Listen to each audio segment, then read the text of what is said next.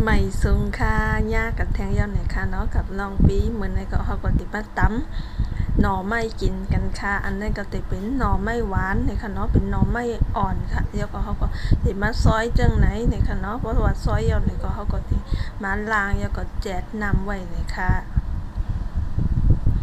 เดี๋ยวก็เขาก็มาตั้มหมักพริกกับผักมีเผือกเนี่ยค่ะเนาะเพราะว่าเก๊กเพชรเนี่ยก็ใส่น้ำเพราะว่าเก๊กเนี่ยก็ย่อมใส่ค่ะลายตำมันก็ตีเหมือนตำมาสังพอจะในกุ้ยเนี่ยค่ะเนาะแต่ผสมตำจะในกุ้ยค่ะแต่ว่าเขาก็ติมาใส่หน่อไม้ค่ะใส่มาสังพอเนี่ยค่ะ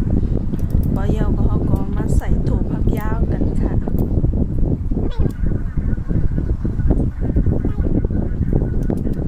เยาก็ตำให้ถั่วมันแตกนิดนึงนะคะเนาะ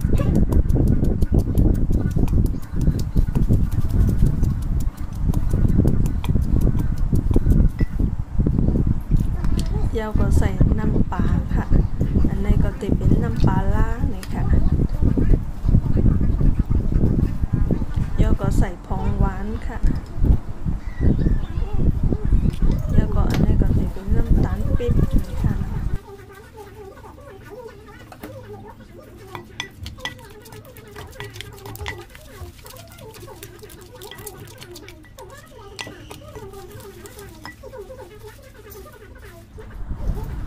แล้วก็บิดมะพร้าวใส่นี่ค่ะ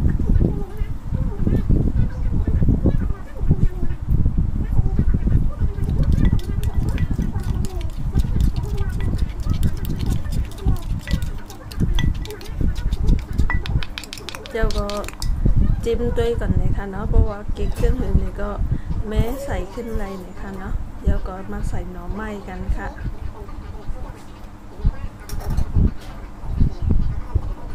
อันนี้ก็ติเป็นผักชีเมืองกอกเลยค่ะเนาะเดี๋ยวก็ติมีมะเขือส้มเลยค่ะเนาะ